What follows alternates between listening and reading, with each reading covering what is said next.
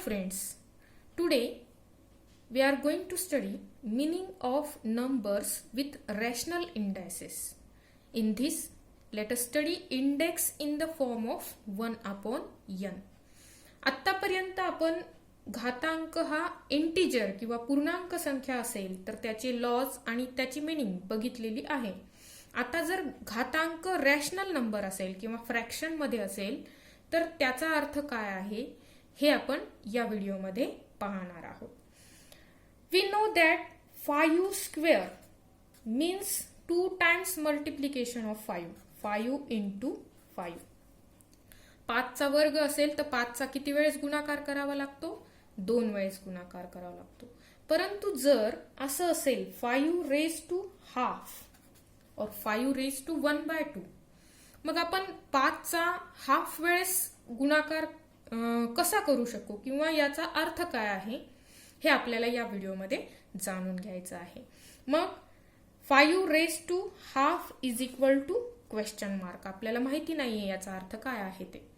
जर आपण इथे आपल्याकडे एक लॉ आहे इंडायसेसचा, a raised to m into a raised to n is equal to a raised to m plus n. या फॉर्म मध्ये आपण 5 raised to half ला लिहिलं. समजा 5 raised to half into 5 raised to half. We have to add these two indices. घातांकामध्ये पाया समान आहे, घातांकाची काय होईल? बेरीज होईल. Means 5 raised to 1/2 plus 1/2. Half plus half is equal to 1. We get 5. मग कोणत्या दोन संख्या आहेत की ज्यांचा गुणाकार आपल्याला 5 मिळेल? तर आपलं उत्तर काय असेल? Square root of 5 into square root of 5. जर स्क्वेअर रूट ऑफ 5 आणि स्क्वेअर रूट ऑफ 5 यांचा गुणाकार केला तर काय होतं? किंवा स्क्वेअर रूट हे कॅन्सल होतं आणि आपल्याला 5 हे उत्तर मिळतं. म्हणजेच या लेफ्ट हँड साइडच्या दोन्ही टर्म्स ह्या सिमिलर आहेत. यावरून आपल्याला काय लक्षात येतं? रॅडिकल साइन मध्ये आपण याला रॅडिकल साइन असं म्हणतात. रॅडिकल साइन मध्ये आपण 5 लिहिलं तर त्याचा अर्थ काय आहे? Square root of 5. आणि इथे हाफ 5 चा घातांक 1/2 म्हणजे 5 raised to half. याचा आणि याचा अर्थ काय व्हायला? समानच व्हायला. म्हणजे यालाच आपण इंडेक्स फॉर्म मध्ये कसं लिहू शकतो? 5 raised to 1/2 किंवा 5 raised to half. म्हणजे इथं 2 हे डिनॉमिनेटर मधलं 2 काय दाखवते? स्क्वेअर रूट दाखवते. If there is cube root of 5, we can write in radical sign this as cube root of 5. It means we must write it in index form as 5 raised to 1/3. It means cube root of 5. Here the number in denominator denotes the root of the base. छेदामधील संख्या काय दाखवते? Route किंवा वर्गमूळ, घनमूळ, तसं मूळ दाखवते आहे. If 3 raised to 1/5, it means fifth root of 3. We can write this in radical sign as fifth root of 3. 3 चा घातांक 1/5 चा अर्थ काय आहे? 3 चे 5वे मूळ. यालाच आपण असं सुद्धा लिहू शकतो. If the index is suppose a raised to 1 upon n. या फॉर्म मध्ये जर कुठल्याही संख्या असेल तर ही काय दाखवते आहे? nth root of a. nth root of a is expressed in the form of a raised to 1 upon n. Now let us see some examples based on this. Question number 1, express the following numbers in the index form. घातांक स्वरूपामध्ये आपल्याला या numbers लिहायचे आहेत. 5th route of 13 म्हणजे 13चे 5वे मूळ.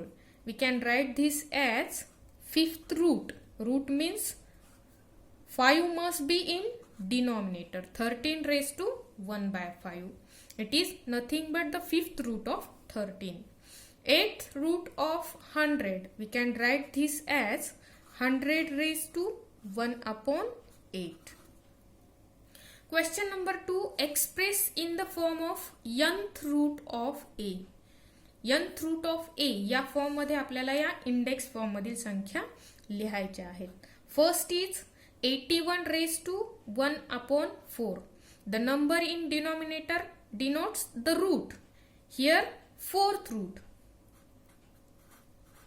4th root of a. Here a is 81.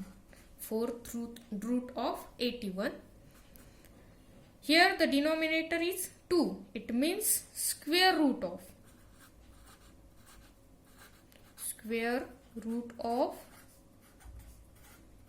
49. And here the denominator is 5. It means 5th root of 15. 5th root of 15. In all these examples we have seen the numerator is always 1. It means the index is in the form of 1 upon n. But if the numerator is number other than 1, then what is its meaning? Let us see. The meaning of number with index in the form of m upon n. जर घातांक m छेद n या स्वरूपामध्ये असेल तर त्याचा अर्थ काय हे आपण आता पाहणार आहोत. Let us see an example. Suppose we have to write cube root of 64. Cube root of 64. We can write this in radical form as cube root of 64, or in index form it can be written as 64 raised to 1 upon 3. घनमूळ 64 चे घनमूळ हे आपण या पद्धतीने लिहू शकतो किंवा 64 चा घातांक 1/3 या पद्धतीमध्ये सुद्धा लिहू शकतो. We know the 64 is nothing but the square of 8. That's why 64 can be written as 8 square. It means this can be written as 8 square bracket raised to 1 by 3. 64 हा काय आहे? 8 चा वर्ग आहे. म्हणजे 64 ला आपण 8 चा वर्ग आणि कंसाचा घातांक 1/3 असं लिहू शकतो. आता 8 चा वर्ग 64 आणि 64 चं घनमूळ जर आपण काढलं तर या सगळ्यांचं उत्तर म्हणजे याला सिम्प्लिफाय केल्यावर आपला आन्सर किती येईल? 64 cube root of 64 is 4. We get answer 4. Now if we write this we can write this in words as cube root of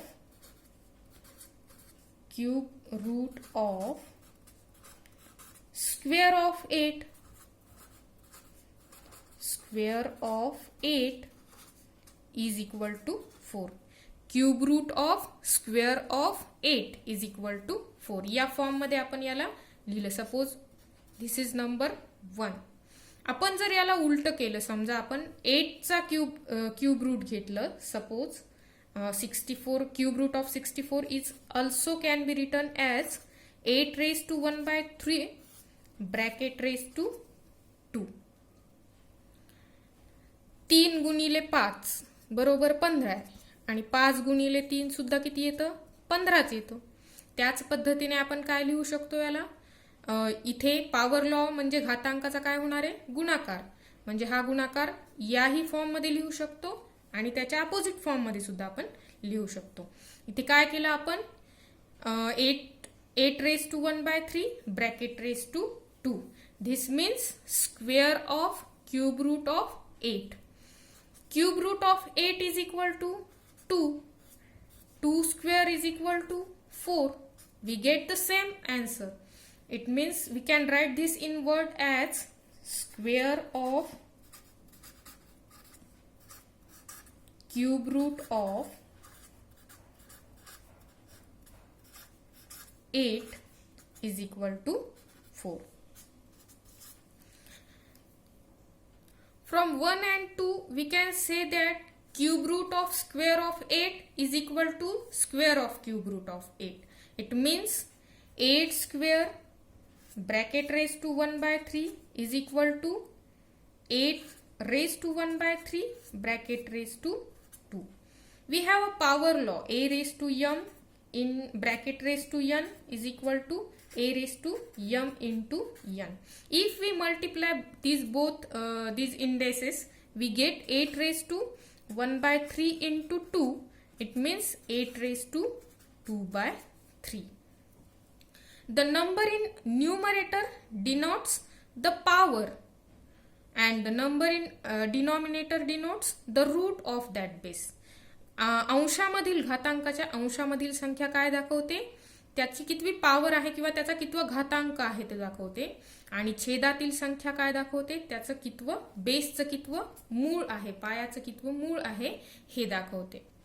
From this example, we got the meaning of index in the form of m upon n.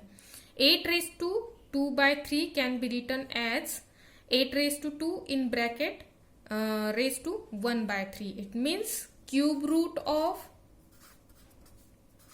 square of 8. Or also it can be written as 8 raised to 1 by 3 bracket raised to 2.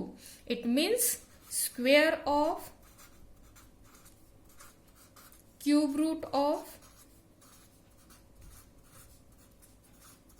8. Both these terms or both these meanings are same. If a raised to power m upon n, we can write this in two ways. First is a raised to power m bracket raised to 1 upon n. It means nth root of mth power of a. Or we can also write this as a raised to 1 upon n bracket raised to m, and we can say this as mth power of nth root of a. अशा प्रकारे जर घातांक हा m छेद n या स्वरूपामध्ये असेल तर त्याचा अर्थ काय किंवा त्याचं मीनिंग काय हे आपण इथे बघितलेलं आहे. अंशातील संख्या ही घातांक किंवा पॉवर दाखवते आणि छेदातील घातांकित संख्या ही त्याचं मूळ किंवा रूट दाखवत असते.